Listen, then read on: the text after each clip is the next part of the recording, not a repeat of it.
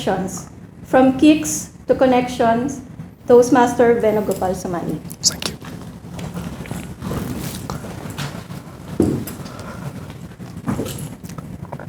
Before I spoke, I kicked. What do I mean? I did not mean by a hand or a legs. I don't even know what was the first kick. But it was certainly in the womb of my mother. So before I could iterate a word or I can do anything, the first thing what I did in a life was kick. Then obviously I was born, and as you all know, the first thing what you do is start crying. Now, if I'm crying soft, that means I'm hungry. If I'm crying loud, I need attention. And that's where I felt in, even before the words, the connection with your mother is something that you cherish for. Over the period, I went to the school. There was a teacher, one who used to shout, and the one was a soft spoken. No wonder every one of you would feel you love the soft spoken, right?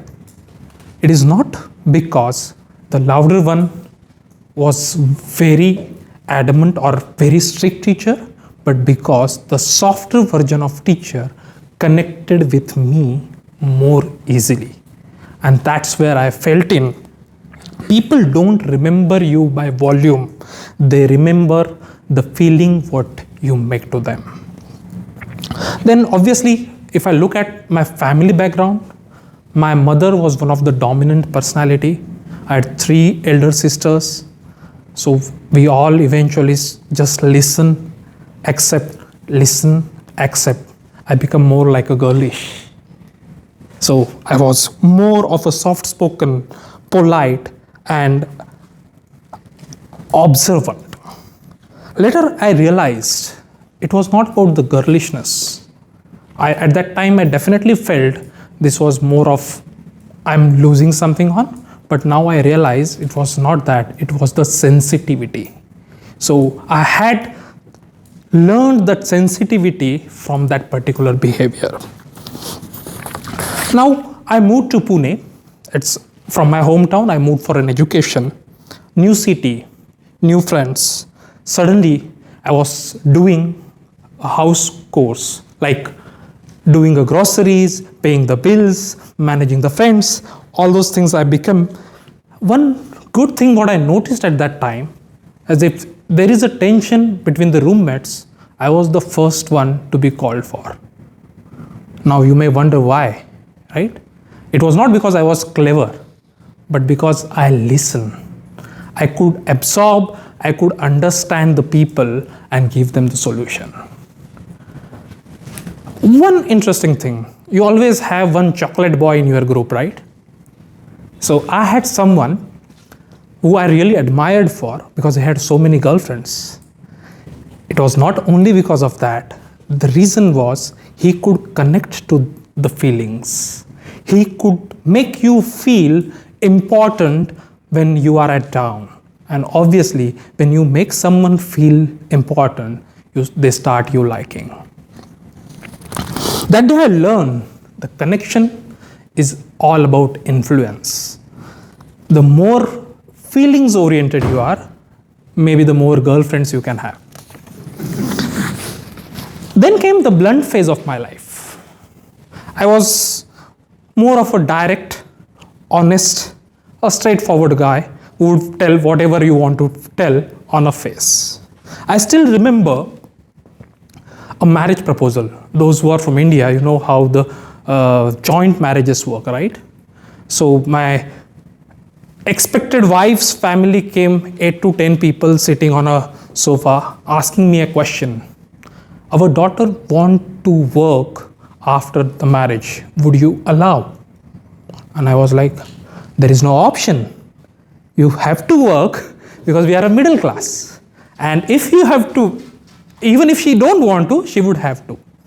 At that time, something went very blank. It was silence.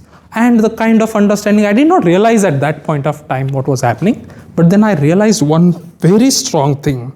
Even the truth needs empathy to make connection. Had I had an empathy while giving that truth, it would have been beneficial.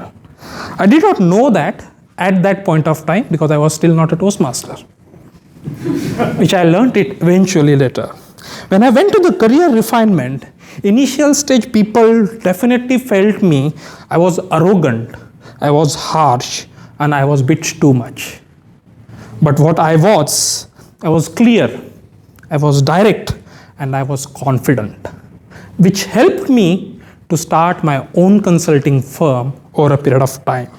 Now the clients stayed with me. Why? Because I respected their feelings. I made them feel that you are learned, or I made them feel that yes, I understand. And that's where I've noticed one common scenario. I connect to the people of elder age more than the people of my age. That's probably because I can connect. Now, if I look at when I joined the Toastmaster and when I understood communication is not about the style, it's a relationship. Some of us speak loud, some of us speak soft, some of us speak strong. But the best speaker is someone who makes others feel valued, and that's a real connection. Today, I know my style of communication. That was the speech objective, right? I am a connector, I'm an assertive, I'm direct, but making people comfortable while talking to them is something I trust for. And that is why I feel connecting people is much more important than talking to them or having a communication style. So if you have felt it, that I have made some connection with each and every one of you, I have won this speech already. Thank you so much. Over to you.